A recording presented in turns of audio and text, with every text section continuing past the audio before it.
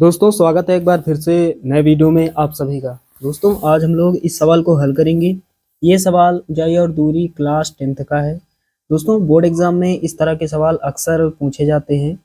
Board exam में इस तरह के सवाल 4 नंबर या फिर 6 नंबर के लिए आते हैं। तो एक बार सवाल पढ़ लेते हैं, उसके बाद इसको हल करते हैं। बहुत ही आसान सवाल है। तो यहाँ पर लिखा हुआ है, एक मीनार के आधार से और एक सरल रेखा में 9 मीटर और 16 मीटर की दूरी पर स्थित दो बिंदुओं से मीनार के शिखर के उन्नयन कोण एक दूसरे के पूरक कोण हैं। सिद्ध कीजिए कि मीनार की ऊंचाई 12 मीटर है। तो हमें ये पता करना है कि जो ऊंचाई होगी मीनार की वो 12 मीटर होगी। तो चलिए दोस्तों हल करते हैं। तो सबसे पहले यहाँ पर लिखेंगे हल। मीनार के आधार से और एक सरल रेखा में 9 मीटर और 16 मीटर की दूरी पर स्थित दो बिंदु। तो यहाँ ये सरल रेखा है, यहाँ पर स्थित दो बिंदु मान लेते हैं। यहाँ पर एक स्थित बिंदु है यहाँ पर, और एक बिंदु यहाँ पर है इस तरह से। तो यहाँ पर लिखा हुआ है एक सरल रेखा में 9 मीटर और 16 मीटर। तो यहाँ से यहाँ तक की जो दूरी है, ये दूरी जो है ये है 9 मीटर। तो यहाँ लिख देते हैं 9 मीटर, ये दूरी है 9 मीटर। दोस्तों इस बिंदु का नाम दे देते हैं ई। तो बीई की दूरी है 9 मीटर। उसके बाद एक और बिंदु है यहाँ पर, इसका नाम दे देते हैं डी। यहाँ पर ये जो बिंदु है इसका नाम हमने दे दिया डी। और बिंदु बी से डी तक की जो दूरी है, ये दूरी है यहाँ पर 16 मीटर। तो इसको इस तरह से मिला देते हैं। तो बी डी की दूरी कितनी है? 16 मीटर। तो यहाँ पर दूरी बना देते हैं। बी से लेकर डी तक की जो कुल दूरी है वो है 16 मीटर। तो यहाँ लिख देते हैं 16 मीटर। उसके बाद दोस्तों फिर से थोड़ा सवाल पढ़ते हैं। तो यहाँ पर लिखा हुआ है, मीनार के आधार से और एक सरल रेखा में 9 मीटर और 16 मीटर की दूरी पर स्थित दो बिंदुओं से एक बिंदु ये है और एक बिंदु ये है। तो पहले दोनों बिंदुओं से मीनार के शिखर को मिला देते हैं इस तरह से। यहाँ इसे मिला देते हैं और इस बिंदु से मीनार के शिखर को मिला देते हैं इस तरह से। यहाँ पर हमने इस तरह से मिला दिया। मीनार के शिखर के साथ बिंदुओं के जो कोण बन रहे हैं वो हैं एक दूसरे के पूरक कोण।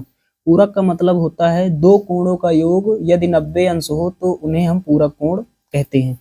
तो यदि ये कोण हम थीटा ले लेते हैं तो ये वाला कोण हम कितना लेंगे? 90 माइनस थीटा। 90 minus theta. तो साथियों पूरक कोण का मतलब क्या होता है? दो कोणों का योग 90 अंश हो। यदि दोनों कोणों को हम जोड़ दे तो 90 आएगा। थीटा में जोड़ेंगे 90 माइनस थीटा तो माइनस का थीटा प्लस का थीटा कट जाएगा, बचेगा 90 अंश। ये यहाँ पर ये डिग्री में है यानी अंश में है। तो यहाँ पर दोस्तों सारा कुछ हमने कर लिया। अब मीनार की ऊंचाई मान लेते हैं h मीटर। मीनार की ऊंचाई यहाँ पर मान लेते हैं h मीटर। चलिए दोस्तों चित्र यहाँ पर बन गया। तो यहाँ पर हल्का सा यहाँ पर देख पा रहे हैं कुछ यहाँ पर हल्का सा टेढ़ा दिख रहा है। आप पटरी से बनाएंगे तो एकदम सीधा बनेगा। चलिए तो यहाँ पर थोड़ा लिखना होता है। तो यहाँ पर क्या लिखना होता है? जो यहाँ पर हमने माना है। तो यहाँ पर क्या लिखेंगे? माना ए बी कोई मीनार है जिसकी ऊंचाई h मीटर है।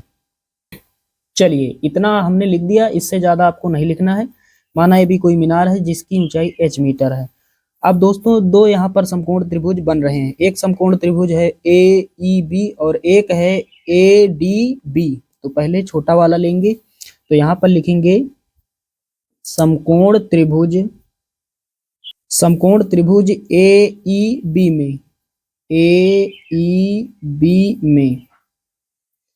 तो यहाँ पर लंब और आधार का मान दिया गया है। तो त्रिकोणमितीय अनुपात tan लेंगे। तो यहाँ पर लिखेंगे tan थीटा कितना है? 90 माइनस थीटा। तो tan 90 माइनस थीटा बराबर लंब बटे आधार। लंब यानी h, आधार कितना है? 9। तो tan 90 माइनस थीटा क्या होता है? cot theta.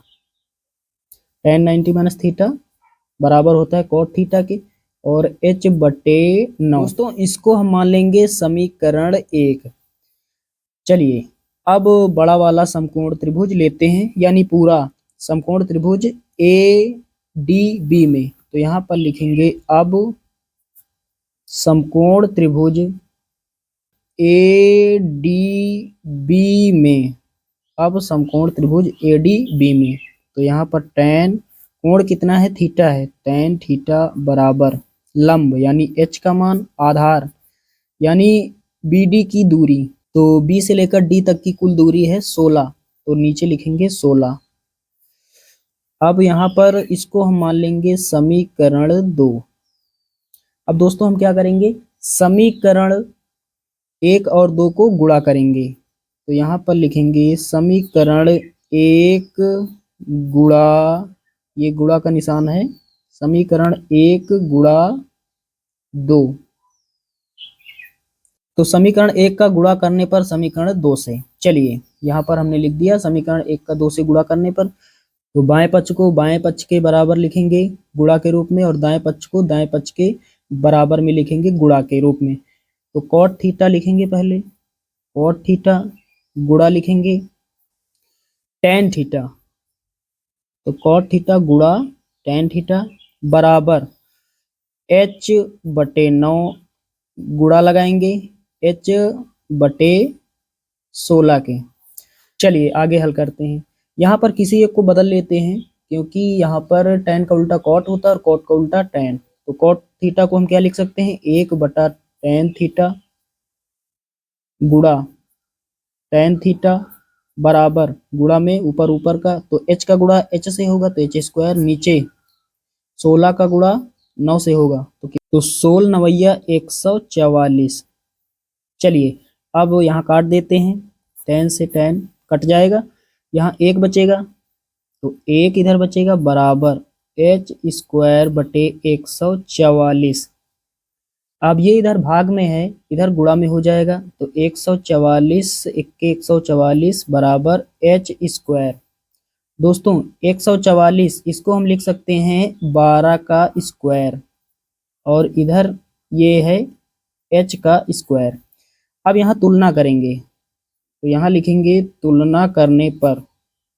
तो जब तुलना करेंगे तो तुलना में क्या होता है, जो चीज़ बराबर होती है उसको हटा दिया जाता है। तो घात घात के बराबर है, तो यहाँ पावर को हटा देंगे, तो h बराबर कितना हो जाएगा, h बराबर हो जाएगा 12, और यहाँ लिख देंगे मीटर। h का मान हमने निकाल लिया है, यानी मीनार की जो ऊंचाई है वो है 12 मीटर। यही हमें यहाँ पर दिखाना है इस सवाल में, कि जो मीनार है इसकी ऊंचाई है 12 मीटर। तो सवाल सिद्ध हो गया दोस्तों।